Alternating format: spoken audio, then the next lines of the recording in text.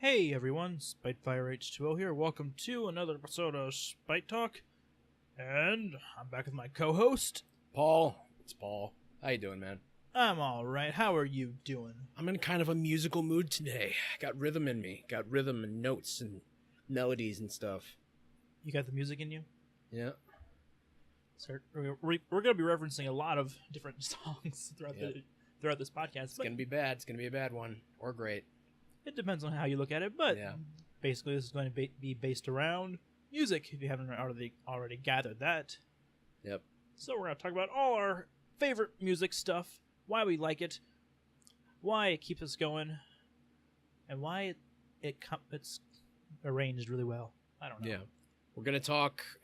There's not going to be a whole lot of really smart talk on music theory or whatever. It's just going to be mostly, if I can say so, like most of this, really sad nerding out. But I'm okay with that. It's okay. We're only slightly nerdy. You can sure it's greasy. Okay, that's enough of that. Thank you very much. Okay. Can I leave now? All right. I don't think I can talk for an hour by myself unless I'm playing a video game or something. Mm. Well, let's just dive in then. All right. Diving headfirst to our first topic, the top 5 artists. Take it away, co-host. Oh, now, okay, this is... Well, actually, you can give 5 artists without any general order. Yeah. That way it'd be easier. When we say top 5, it's like the top 5 circle of friends. You're not going to rank them because you don't want to be an asshole, but... Oh, boy. That is a really rough one, but I think that I'm going to have to start out with Tom Waits. Tom Waits signifies for me like a big sort of branch out. Kitty. She's doing stuff over there. Tom Waits represents like a big branch out for me in musical tastes. For a long time, I was the guy, like I like what I like. It might be a little weird, but I like what I like. And, just no rap or country music, right? Just no rap or country and I'll be fine. And I did listen to some kind of weird stuff. I listened to Brian Eno. I listened to some They Might Be Giants. But with the exception of Brian Eno, it was fairly mainstream stuff. I think that it was when I started listening to Tom Waits about, 4 or 5 years ago, that I really started to shoot out of my comfort zone. Like I was like, I like this guy. I listened to a couple more albums. I started to really like this guy. And he has a very diverse discography. So I was like, you know what? Screw it. I'm going to make an actual effort of this. Even if I don't like a single song, like I'm going to push through it. I'm going to listen to his entire discography. And I did. And it was immensely rewarding. And I didn't stop there. I went and started listening to harsh black metal and crazy like dream pop crap that I'd never heard of. And just going out and actually going after that stuff, carpe diem, just take that shit by the horns and listen to everything you can. It's been so rewarding for me. So didn't say a lot about Tom Waits there, but Tom Waits is the first one just because he has such a special place in my heart. He's also fantastic. On top of that, Tom Waits is a very distinctive sound in music. He's got that grimy, gravelly voice that you would come to love if you listen to him. He's got, what's a good example? Baby, you got to hold on.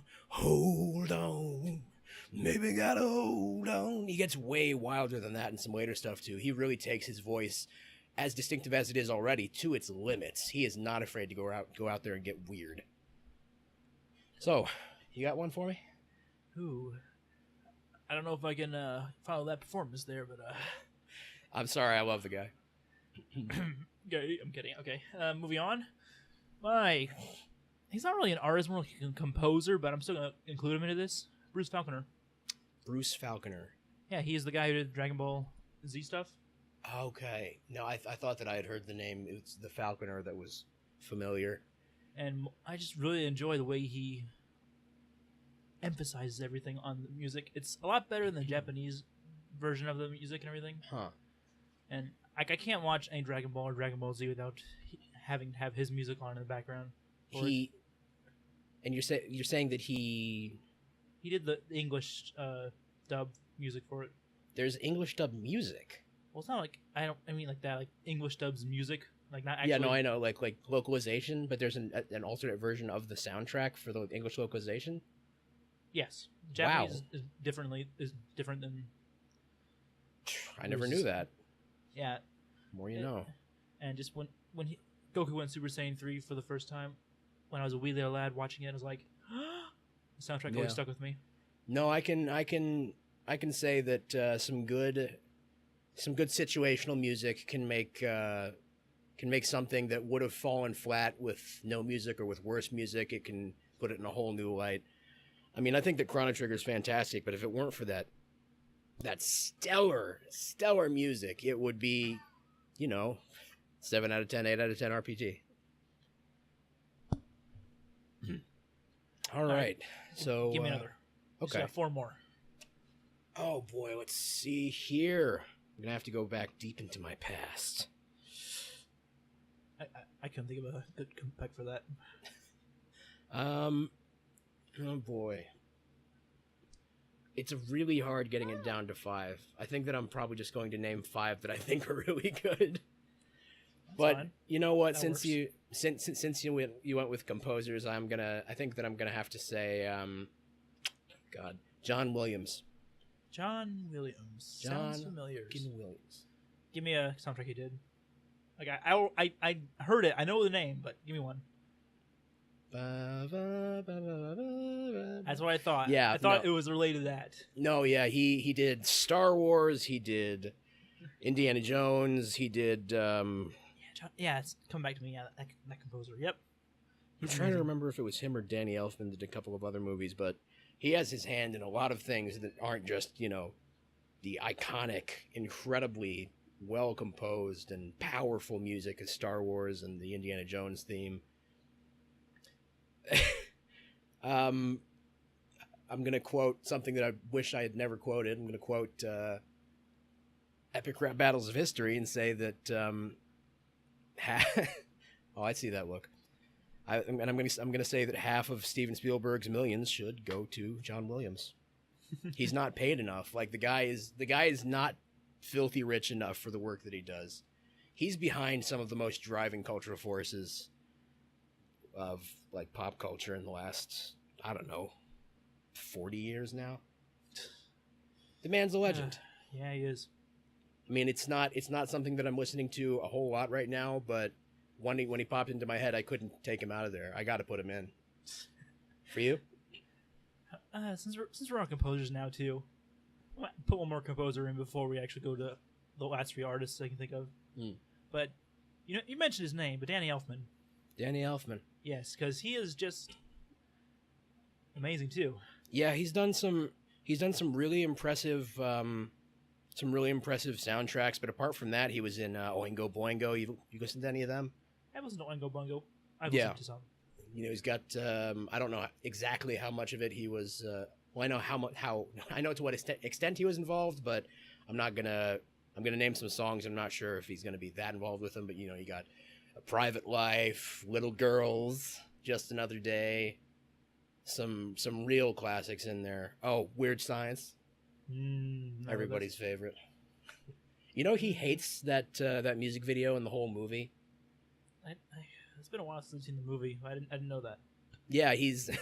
I mean, it's about. I've never seen the movie actually. I've seen the music video and I love the song, but it's he just hates it. It's like about creating. I don't know to what extent the movie actually goes into it, but it's about like creating this beautiful woman, creating a woman as an object, and he's like, that's really distasteful. Like, have you seen it? It's stupid. Those are his exact words. Have you looked at it? It's stupid. Well, I can be a fan of Caddyshack, so I'm sure I can be a fan of that. But another little fun fact is that he has no like actual training like like other composers do. Completely self-taught. Yes, and that's why a lot of composers hate him because he gets signed in to do a whole bunch of movies and he doesn't have like the same training that they did. Also, he did so many things. Since I had to pause the recording, I completely lost my train of thought as to where I was going with both. But one soundtrack that sticks out the most is The Nightmare Before Christmas by Danny Elfman. Yeah, did he do all of the the songs as well? Yes, he also did Jack's singing voice. Oh, that's interesting. Yeah, he I can sing. I can see that. Oh, I mean, I know I can sing. From my heart and from my hand, why don't people understand my intentions? Love that shit. Anyway. Beeping. Okay. Hit me with another one. All right. I actually thought about this a little bit before I came. And He came. And it was that intense. I knew that there was going to be a hip hop artist in there. I really am not a huge listener, but I've started to get very into it, and I think that apart from some old classic stuff, KRS-One, and the occasional Ghetto Boys, not NRA, NWA, two very different organizations. I don't want to merge those at all. I'm gonna have to say Kendrick Lamar. I think it was Good Kid, Mad City that I listened to first, but after that, which I really enjoyed, I listened to Pimp a Butterfly, and I could just feel myself turning blacker by the minute when I heard that. I know, and that's a very white fuckboy thing to say. I acknowledge that, but the production on To Pimp a Butterfly is just, it's fucking astral. It's so fantastic. You've got like these dreamlike synths, and then you've got like I think it's not Mama. I forget which one it is. The one about coming home, where you've got like this warm, like kind of sloppy production. I mean, they even say, "Oh shit, that's sloppy," like a Chevy in quicksand. Yeah. Oh man, just like I can seriously close my eyes and listen to that entire album and just go to a place. Just go to a different place. I think maybe it is the dreamlike synths that started to really make it click with me, but I have started to listen to him more past that. I wasn't as much of a fan of Damn, although it had some great songs on there. Fear is a 10 out of 10 for me. And I think that even though I kind of look back on it, and I think that I maybe actually even like Good Kid, Mad City a little bit more, he just sticks out for me. And he's still going. Kenny is still going. Kung Fu Kenny now. Oh, man. I love that. Anywho. Since I say we're moving away from composers, artists for me that I just absolutely love, absolutely can't live without, Sublime. Sublime. I think that I haven't listened to as much of that as you have. I've never. Okay. Blasphemy. I know pretty much all of the singles, but Sublime is an artist where I probably should, but I've never actually sat down and listened to an album all the way through. Ooh. Yeah, I know. No, there's something about the ska rock that I really enjoy. Yeah. Even though people say like, ska, Yeah, no, ska is... It's like acquired taste. I guess you could say that, but I just, like, I don't think that it... I don't know for a fact because I haven't listened to too much of it, but I don't think that it deserves all the hate it gets. I think it just became fun to hate ska. It's a meme genre. It's a joke genre. It's a genre that you show to your dad and he becomes really interested in it for a year. No, there's some great ska out there. I mean, I already mentioned Oingo Boingo, who had some like ska-ish, ska punk stuff in their earlier phase, and they moved, I guess, more into just prog kind of stuff later on in their career. But ska's nothing to scoff at. That was terrible. No, there's some ska and ska punk that I find pretty good. Does Goldfinger count as ska? Goldfinger's Superman? I don't know.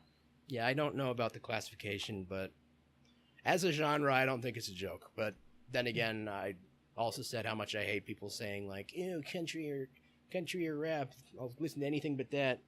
I think that there's seriously good shit in every genre.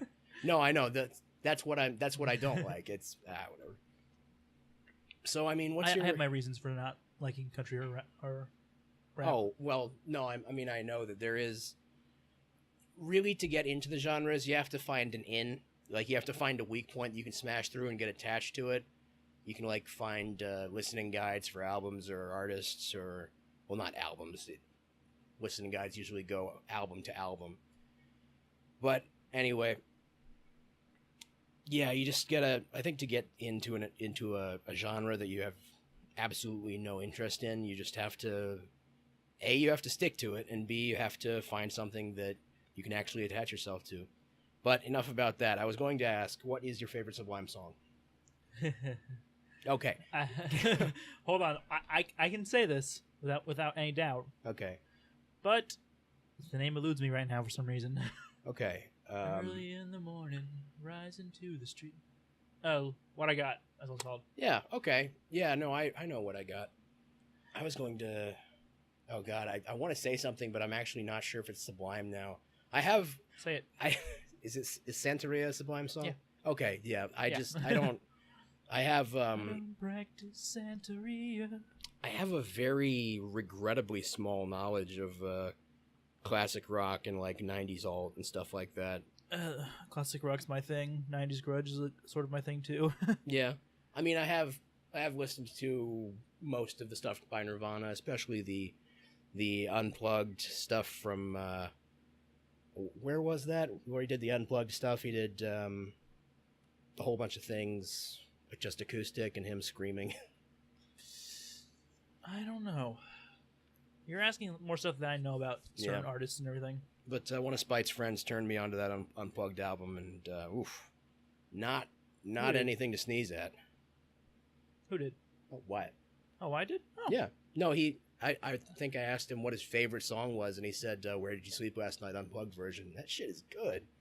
That is, I mean, I can't speak to Kurt Cobain's whole career, but he said that was like Kurt Cobain's highest moment. Like you can hear like the climax of the song. There's like this beautiful agony in his voice, and I know how that sounds. But I guess it is true what they say. When you get really into music, it's like fucking. Okay. Whatever. All right. Okay. Hit me with another one. We got 2 more left to choose from. 2 more.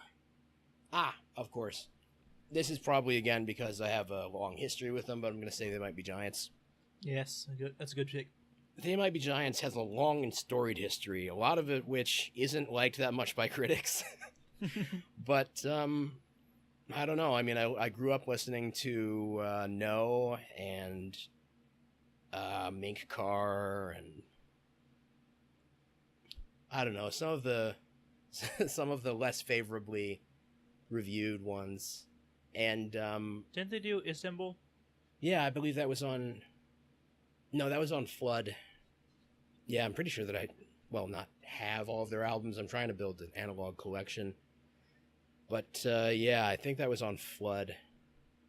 And I mean, I can tell now that some of the albums aren't as cohesive or fantastic as some of the other ones. I mean, not their most recent release, but one of their more recent releases, Glean, was a very solid, like, prog pop album that's very indicative of They Might Be Giants sound. But it's not anything super new. There's some great catchy stuff in it, like we got Underwater Woman, with like this cool like beeping synth in the background, and then there's which is 3 A's, and it's a song about forbidden knowledge, I guess you could say, finding out things that you shouldn't have found out and then screaming.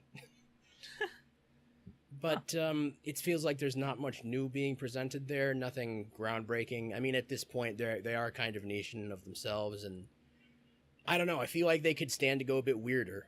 But on the other hand, you have things like Join Us.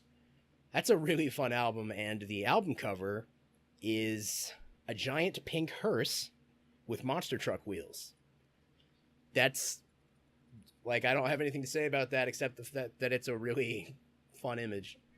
They did go a bit weirder on that. Okay, much weirder on that in some places. You've got, but at the same time, you've got some really solid, just plain pop tracks. I feel like they need to throw out doing these albums where every track is passable, and do do some where you have some real bangers. I know I shouldn't be using that when I say that They Might Be Giants, but where you have some real bangers, but then you have tracks like Dog Walker or Lady and the Tiger, which are a little on the weird and not entirely a listenable song range.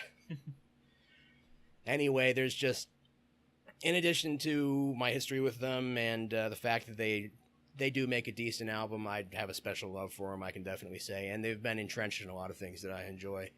You know, they did, I don't remember if it was just the song or if John Linnell did the voice as well, but they were involved with Coraline. I think John Linnell played Other Father.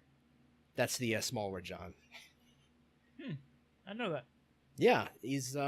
Coraline's one of those movies that has a special place in your heart or in the back dark recesses of your mind. Yeah. Oh, God. Did you watch that movie in 3D? No, is it even worse? Yeah, no, I mean, it was... Scary? Creepy? It wasn't... There were only two places where the 3D really stuck out, but they stuck out really hard. The first part is in the intro where it shows sewing and the needle goes straight through the fabric and into your fucking eye. That one was rough. Like, you could see everyone in the theater flinch, including me. And then, of course, the part at the very end, well, I don't want to spoil it, but there's like a door that's being banged on and it like gets closer and closer to the screen. That's a little bit scary in 3D. No, but yeah, they just it seems like they just have their fingers in all the right pies. And you know, it's a cool thing for artists that you like. Analogy. Anyway, stupid American Pie. Anyway. Oh boy. Yeah, what you got? Older artist still came back recently. Daft Punk. Daft Punk. I really enjoyed all the Daft Punk. Discovery is my favorite album of all time. Of all time? Of all time. Damn. That's how much I love it so much. Yeah, Discovery is super fantastic.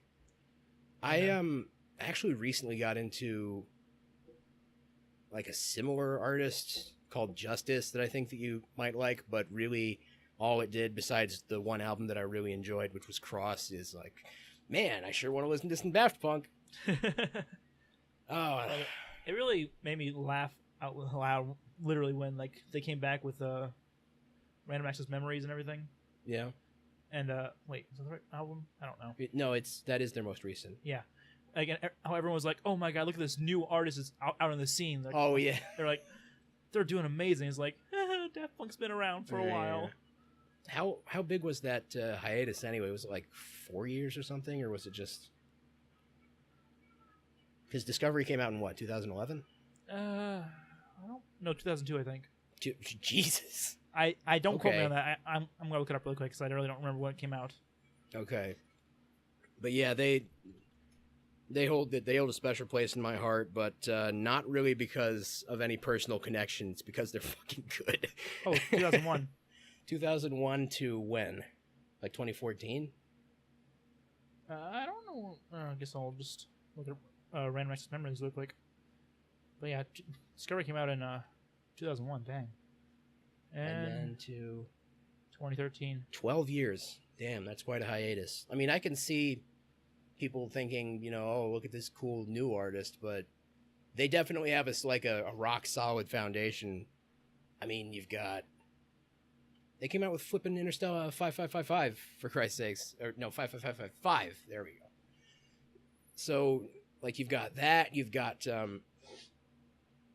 Homework, which had Around the World and Defunk, which are still up there as probably two of the best songs that they've ever made. They had that, what was it? The Alive 2007 tour, which critics absolutely loved, like going there for the live experience. And it kind of is I mean, I wouldn't say transcendental exactly, but it tells a very interesting narrative, the live performance, like in ways you wouldn't expect. It's pretty simply done, but they can certainly take what they have, bring pretty much nothing new, and make it new. Actually, they're good. Is the consensus here? Yes. Very What's your favorite? Do you have like a favorite that jumps out to you on Discovery? Like, you don't have to tell me the favorite Electric forever Love. and ever. Electric Love. All right. Yeah, that is a great one. I think that I'm really into Face to Face, but I need to listen to that album again. I need to get into like when I listen to an album, I absorb it for like a month and I listen to it way too many times. So yeah, I think I need to do like a rerun on that and just have it at the top of my library for like a month. Cuz some good stuff in there. All right. So one more each, I think, or is it just me? Okay. One more each. One more each. Oh boy. Oh man. This is what it comes down to. You got one? I do. Okay, you can go if you like. All right. My last I one. suck with these. I'm sorry. My last one, Weird Al. Okay. Yeah, fair enough. Yeah. I mean, back in the 80s when he made Another One Rides the Bus, all the way to now, just amazing. And his polkas are awesome, yeah, too. the polka mixes. No one can play the accordion like him. Yeah, really. I listened to pretty much all of those. Oh, did you see his I think it was just 2017 where he came on to like Jimmy Kimmel or something and did a song called Please Don't Bomb Us North Korea. Oh, I didn't see that one. You haven't seen? Oh, it's actually really good. I'll have to look it up. No, he's still going for sure. He is I really do love, like, you have some artists that are a flash in the pan and they're fantastic, but their life goes on. But then you have some artists that are just an absolute force of nature and they just keep going. They don't stop for anything. Weird Al is definitely one of those. Yeah. I'm going to headbutt you. I'm going to headbutt you. I'm going to headbutt you. I'm going to headbutt you. Bonk. For anyone who doesn't know what this is from, first off, go out and go to Steam and download Team Fortress 2. Come on. Yeah, it's free. It's free forever. Free forever. How long has it been free? For like 5 years now? Yeah. Around there? Yeah. Or, you can just keep playing Overwatch, you savage. I gotta... Do you want to talk more about that, or do you need to... Am I on the spot here? Do you want... No, we'll come back to that in a bit, all right? Okay. We're talking about music right now. All right, so Weird Al. Weird Al, yeah. I was ecstatic when I heard of his new album coming out and everything. Yeah. Or when it did come out. Yeah. I don't know if he's working on a new one right now, but... The most recent one was Mandatory Fun, right? Yeah. Okay. And one thing I like about him is that he actually asks every artist about... Yeah. If he can do a parody of it. He is a very sincere dude. Even though he technically doesn't, he still asks. That's why he never did one on Prince, because Prince said no. Well, Prince is a diva, or was a diva. Yeah. Yeah, it was. That's something we can talk about in a little bit, about certain artists that we hate, like what we hate about them. But anyway. Oh, or dead artists, because that's what I was thinking. Yeah. I don't want to go there. I'll get sad. Yeah. Kicking over stuff. Jeez. Jeez, Paul, don't need to be so mad. Don't need to cook over everything. Come over and destroy the whole setup. Every week it's a new setup, bought with new money. It gets expensive. Please help. He's out of control. Okay. Gears are grinding here. There are a lot, but I'm finding it hard to pick one. So, yeah, you know what? I'm just gonna go with my most recent squeeze, or not my most recent squeeze, but one of my most, I guess after Tom Waits, there's been one artist that's stuck way out. I guess a group. I'm going to say Animal Collective. I still know next to nothing about these guys. But they do have an evolving sound, but it's been a very distinctive sound. They do kind of dream pop stuff. I first heard, I think it was Merriweather Post Pavilion, which people have called their most accessible album that doesn't suck, because we had Painting With in 2016, which was not fantastic. Had a couple of great songs on it, but they are probably the whitest band that I know. They're not for everybody, but I listened to that album and I thought it was pretty great. And then I think the next one they got into after that was Sung Tongs. And then I think Feels. But of course it really got to me when I started listening to Strawberry Jam in its entirety. Strawberry Jam is. I still have the first song, Peace Bone, which starts out as a burst of random noise. Quite interesting. It starts out as a burst of random noise, and then like it gets a cohesive beat, and then there's actually like melody worked in. I still don't know why, but the one of the guys says bonefish over and over, like at random times throughout the song. Sometimes you can't hear it because he's too quiet. I'm sure there's some sort of symbolism in there, but it's so drenched in acid that I don't even want to try and figure out half of it. But yeah, I have that set as my alarm because I've started to, I think, hate the song a little bit, which I don't want to do because it is a fantastic song, but that annoying and very loud burst of noise that it starts out with is just random synths. It'll get you out of bed if you play it loud enough, that's for sure.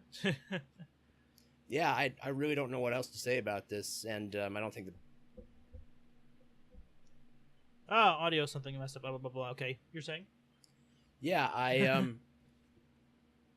and I don't have much else to say about it. I mean, I know that our all boy you have here. to say about that? Yeah, I know that our boy here, Spitefire, hasn't listened to. I mean, if he's heard any of them, he probably didn't know, and he hasn't listened to nearly as much as I have.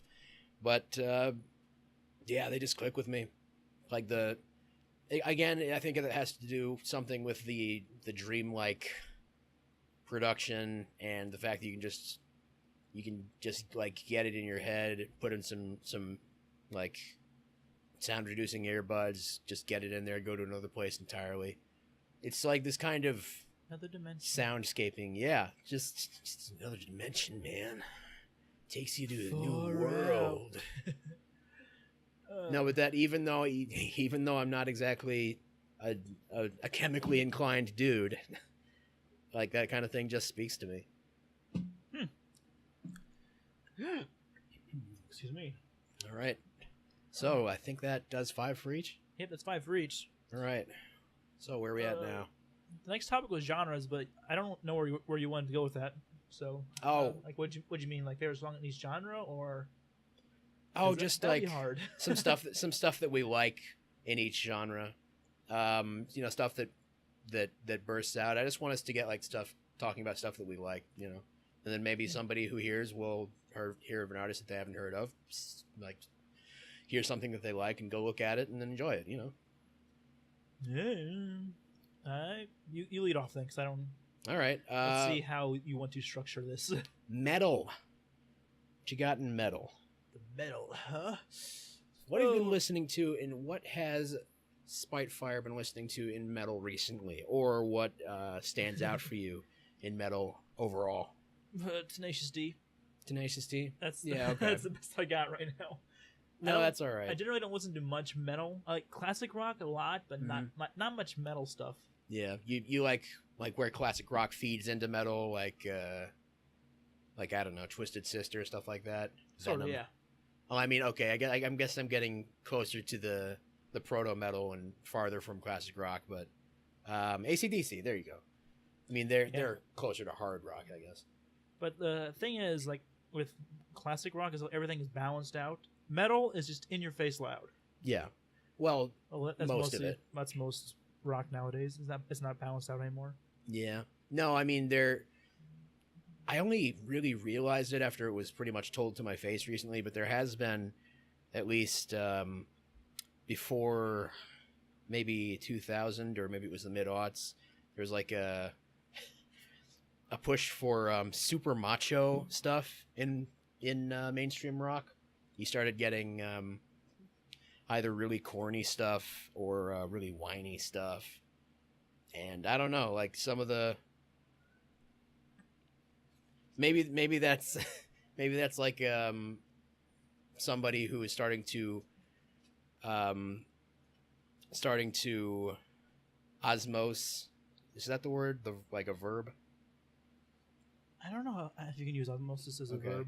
Osmose is whatever. I'm starting to absorb some of the colorful internet culture of image boards opinions.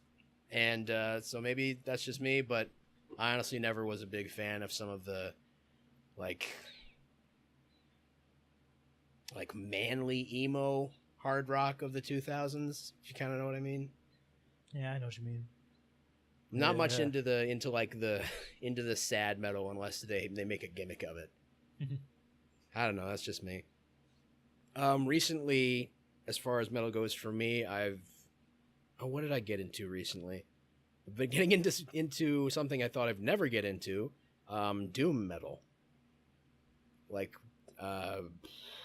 funeral doom or like more ambient stuff. I know, yeah, it's a genre. It's kind of a genre, sort of.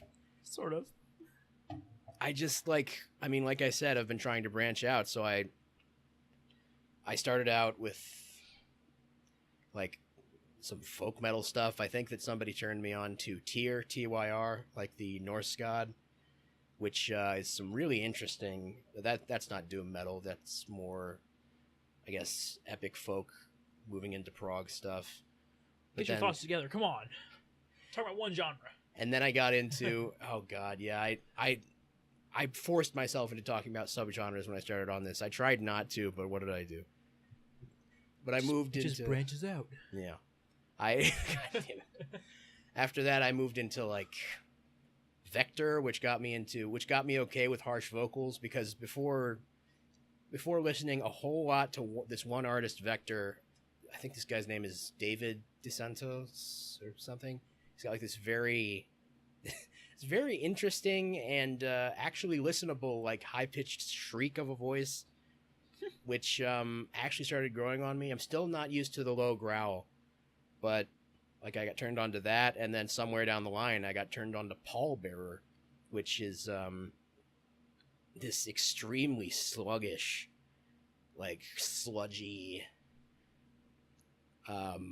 kind of doom metal. I think that it was described once as being like Sabbath but played at 15 BPM.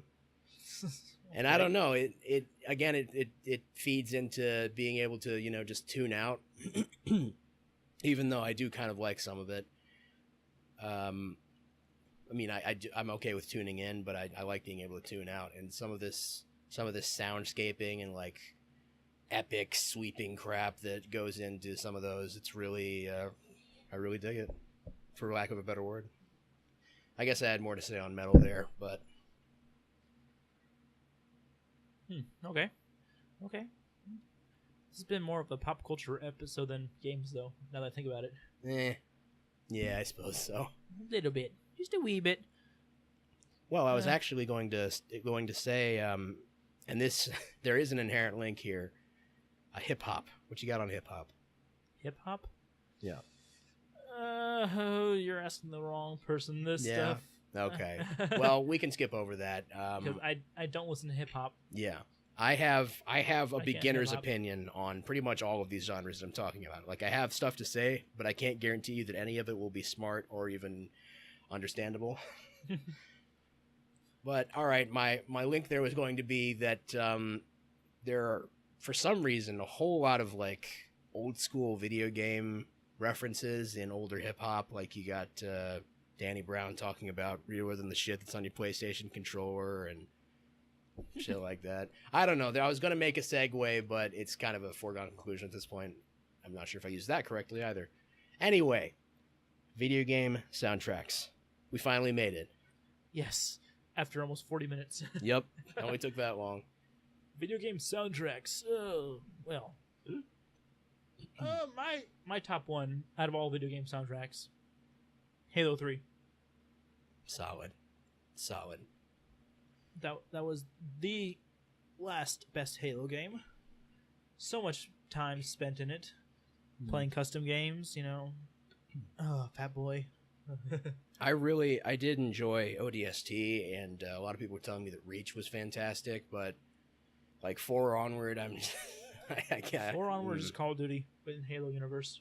Yeah, with the limited knowledge that I have, I tend to agree.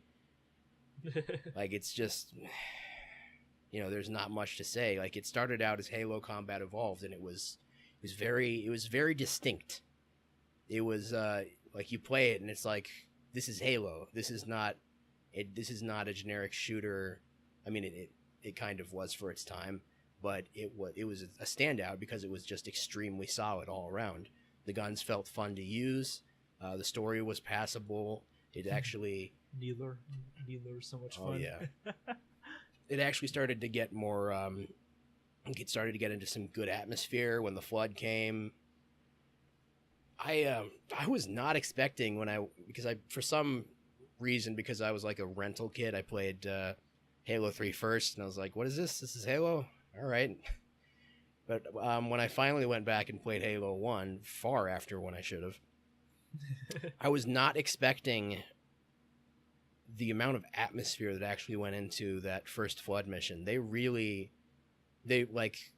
I think maybe it has to do with the limitations that they have, but they worked really hard to put together the atmosphere and like the video feed stuff.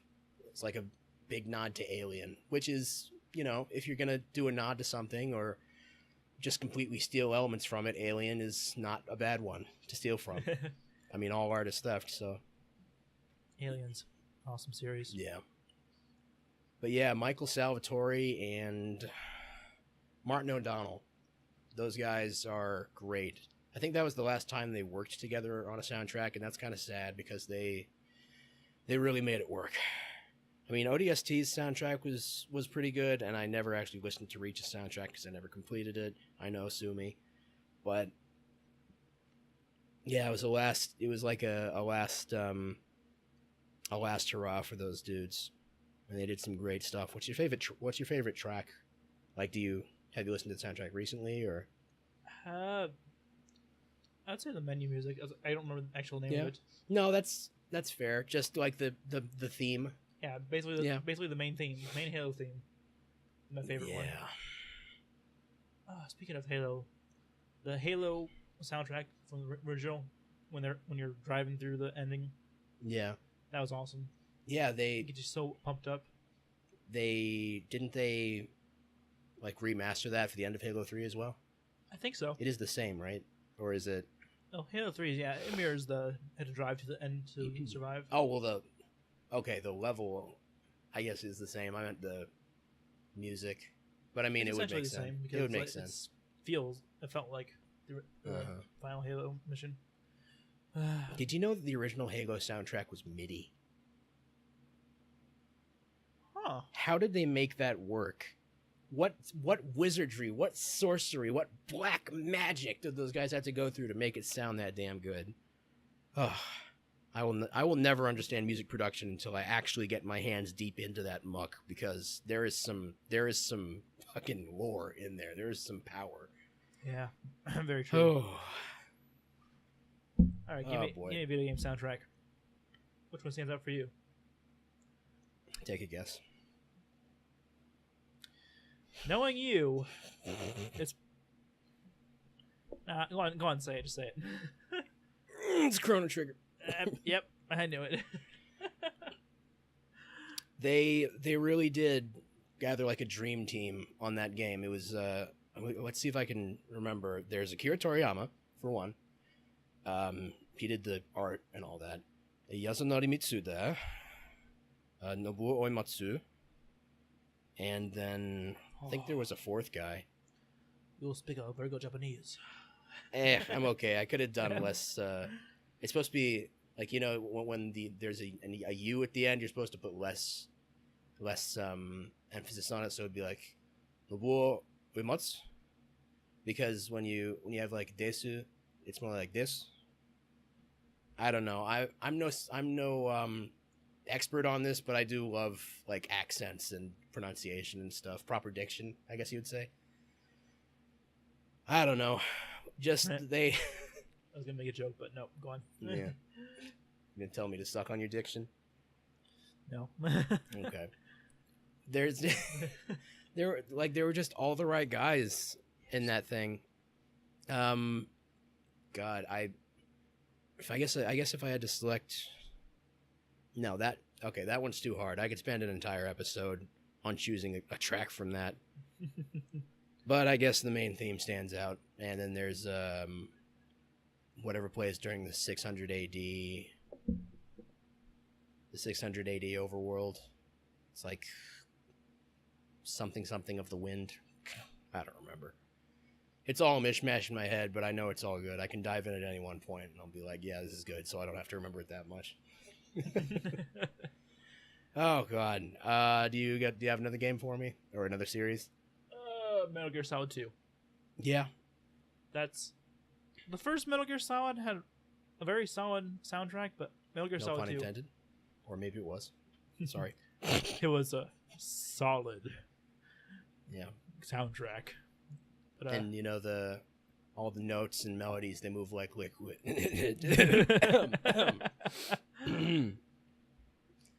Yeah, I mean, I remember mostly just the soundtrack from one, the classic stuff, the intro, and then the alert theme. But of course, alert theme. But yeah, the best is yet to come really only came into the main spotlight in the second game, and that's when it really started to shine.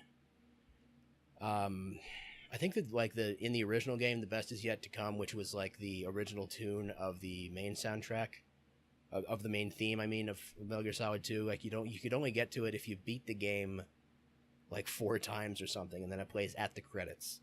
It's like this great track that's just locked behind a whole bunch of stuff that's not entirely necessary to, at least know the story.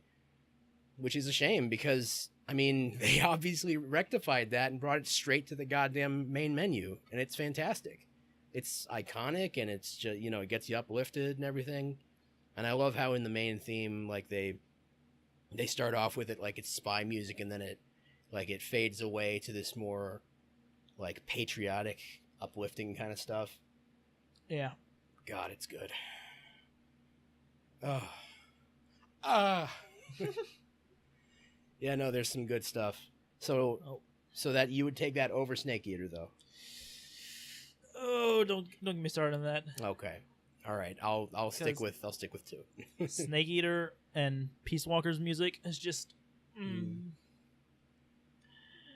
I can't decide on that one, so. Well, that's because like Snake Eater you're actually supposed to be like a spy. Yeah, no, CIA, they do. CIA operative. They give you like a whole James Bond thing. Exactly, and that's just too good. I can't compare different games soundtracks like that. I will say that when it comes to stuff where you have like 2 songs that are so iconic between two different entries in a game, and I guess they were a while apart too. Just when you have one game that is just so much content and so many iconic things, like it really does get hard to compare like different Kojima media. Yeah, because it's all so good. It's all so good. It's so good. Exactly. Not Portable Ops though. I had some good music in Portable Ops. Oh, I was gonna. Although you want to talk about Portable Ops. Yeah. No, I don't want to talk about Portable Ops. We don't want Metal Gear Solid on a PSP screen. Yeah. Peace Walker did it right. Didn't Kojima say that he didn't remember Portable Ops? I don't think he considers it canon. Okay. Well, I don't think he actually worked on it. Oh, didn't he? Okay. Yeah, I think that's why people don't really like talking about Portable Ops. Well, I mean, yeah, and we don't want to talk about the newest entry, which I won't even name in the remains of the Metal Gear Solid series. If you're talking about the one that's going to come out recently, yeah, I wouldn't consider that Metal Gear game. Just don't even say They should have just rebranded that instead of being what it is. Yeah, it is a shame.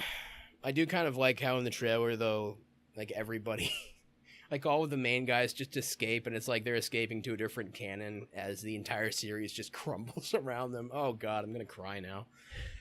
Oh, do we have, I guess it's my turn here. What's another? Ooh, Cave Story. You ever play Cave Story? I never did, but I know it's a 2D platformer. You just like that. You like those things so much. I did mention that, didn't I? That's your thing right there. Cave Story has a really impressive amateur soundtrack. It was all composed by the same guy who made the entire game. And on the one hand, while I guess it is nice to be able to have that kind of creative control, it's a whole lot of work. Indeed. I mean, I don't know exactly how long of a project Cave Story was to make. I would assume at least a year, at the least. But to do it when it's really just you, and I don't even know, like, did he build the engine or something, or is it? God, I can't even imagine. Without programming. Which is it's a shitty thing to say. I can't even imagine, because it's something that I actually want to do. I do want to, tell stories and make video game crap. I just, I kind of assume that I won't be doing all the work, but I guess I better get ready. Anywho, I mean, I've done some of stuff like that, just messing around. Yeah. I tried 3D modeling a lot. Okay. I can't get the dimensions to work correctly on that. And with what's it called, rigging the models too. That sucks too. The bones and everything. Yeah. And then trying to make a walk cycle. Ugh. Yeah. I mean, there's so much to go. So much of it goes into it if you're doing it by yourself. That's why, video game companies have a whole team. One person can do one thing, one person can do another thing. Yeah, there is definitely something to be said for specializing. But, I mean, unless I ended up joining, like, a large, company, it probably would end up going to me to do music, coding, whatever falls to me, I have to do, or I need to find somebody else who can do it. But yeah, I mean,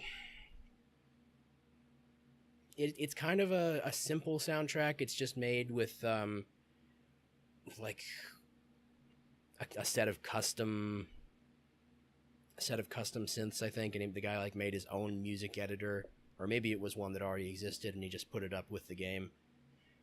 But yeah, I really just love this, especially back in the 16 and 32-bit era, where people just take,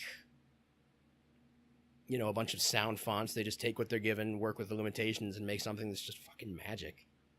Because the guy really did, even though he did maybe a little bit more than inspiration in some places. Not the final boss theme, but the penultimate boss theme is actually like a weird, not cover, I guess you would say. It's like a weird action arrangement of something done by Dave Brubeck. You ever heard Blue Rondel a la Turk? No, it doesn't ring a bell. No. Yeah, this I never thought it would, make sense, but he turns Blue Rondel a la Turk into a boss theme, if that's even possible. So yeah, I guess he had some inspiration, but really just put all of this stuff together himself. I guess he just said this would sound good for this area, this would sound good for this area, and we just did it like that. I have a lot of... So on top of it just sounding really good and holding a special place in my heart as well, because I played Cave Story 8 times through, I also just have a special admiration for doing the entire thing yourself. Yeah, that's a good one. And a little bit of Dave Brubeck. Let me think of another one. Oh, another one. Although it's not just one, it's actually, yeah. It's a series, but just one soundtrack sticks out the most to me for it. Legend of Zelda, the Wind Waker one. Wind Waker. God, I never did play Wind Waker. I played... It's super weird, but I played Phantom Hourglass, but not Wind Waker. I just like the adventurous theme that plays when you're out sailing. Okay. As soon as it dawns up, it's just starts playing. You're we're having an adventure now. Yeah, we're doing this shit. No, I do really love the ones that are just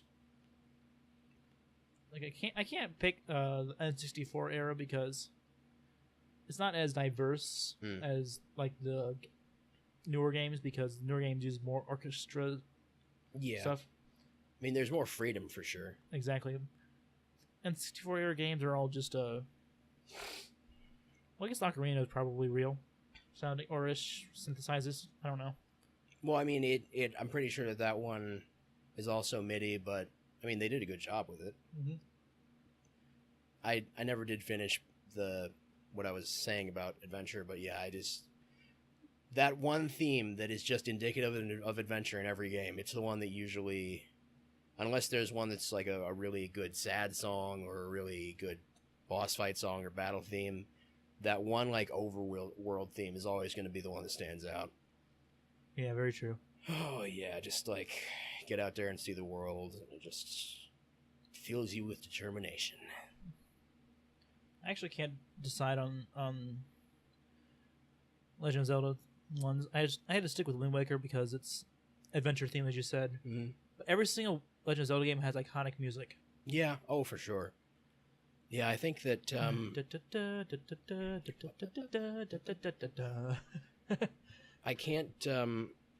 I can't pick one either, but I think that for me, as far as iconic music from Zelda, it's going to be the Clock Town stuff. I can't get over.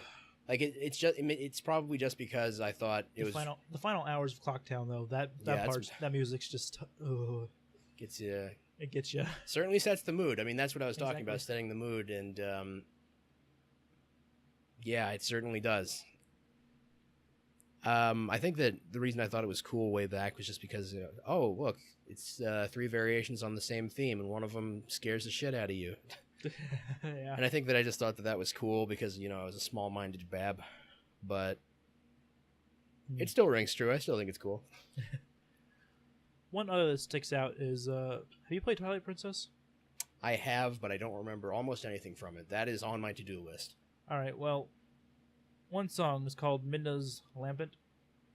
Does that play, like, when does that play? It plays after you complete the final spirit thing after the water temple. And yeah, you have to take Midna to Zelda. That's all I have to say. Because people haven't played it. Yeah, I'm pretty sure that was another one that I rented, and then I... Lament. Lament, whatever. I think that's another one that I rented, and then I had to send it back, but I got as far as the Fire Temple. That one always... Twilight Princess always was a really interesting game to me because I was starting to see like elements from different games come together in ways that I didn't actually expect were possible, and like see the structure of games and stuff like that. I don't remember if there was ragdolling with most creatures, but I know that there was like physics on a chain in, I think, the Fire Temple. And I was like, oh my god, there are physics on this thing. I can move it around and it just flops around. Look at that. It's so cool. I've only seen that happen in, Shooter or whatever. Yeah. For some reason, that sticks in my head.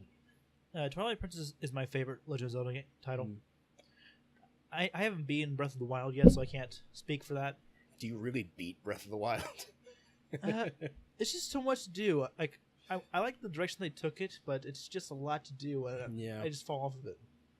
Because I like play it for a couple hours, and then I'm really into it. Then I'll stop it for like a couple weeks and go back to it eventually. Are you excited to have Link ride a motorcycle? I haven't got the DLC. I have the season pass. I can probably download it and ride the motorcycle and be like, yeah. Steel Epona. I'm a cowboy. On the steel horse I ride. Bon Jovi. It's an interesting thing how he was a janitor who wanted to be a music artist. It can happen to anybody. Seriously. Follow your dreams, kids. You'll only stop when they get crushed in one too many times.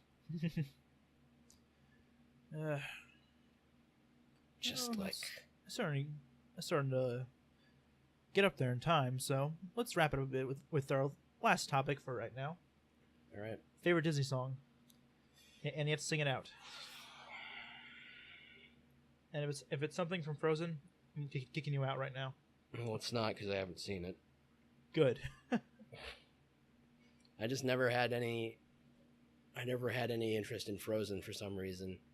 Maybe it was because it was too princessy, but I just it was like, oh, look, Disney. It's Disney. That's a really rough one for me because I'm bad at choosing favorites already, but oh, okay. I may not know the words here. Can I pull up some lyrics real quick?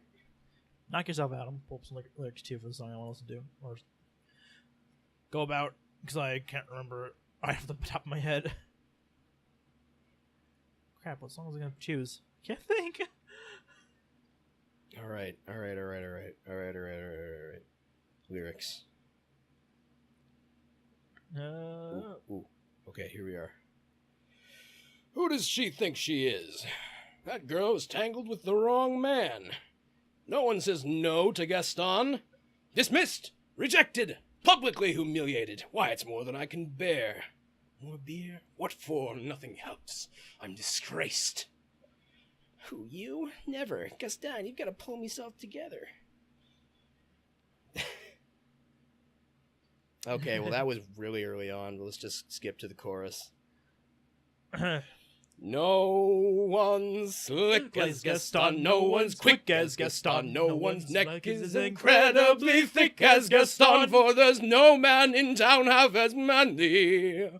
Perfect, a pure paragon. You can ask any Tom, Dick, or Stanley, and they'll tell you whose team they prefer to be on. No one's been like Gaston, a kingpin like Gaston. No one's got a swell cleft in his chin like Gaston. As a specimen, yes, I'm intimidating. My, what a guy, that Gaston. Hurrah! Well, that didn't need to happen, but it happened anyway. That's good. Oh, that was really good. Yeah, applause. I didn't expect it to break in the middle there. I haven't been. I'm rusty. I should have drank up before that. Whatever. That was really good. I'm not gonna lie. I don't think I can really follow that, but I have to. I'll help you. Don't worry about it. I don't do that. I don't want to do that one. Now I gotta do Actually, I know which one. This was one of my favorite ones. What's the name? What's the song's name? Is it the one by Hades or? No, it's oh, I just gave it away. It's Hercules' song. Sorry. Oh crap! It's by the Muses. Oh boy, Muse song. Yeah, let's check this up. It was Hercules. Muses song. The Gospel Truth. Is that it?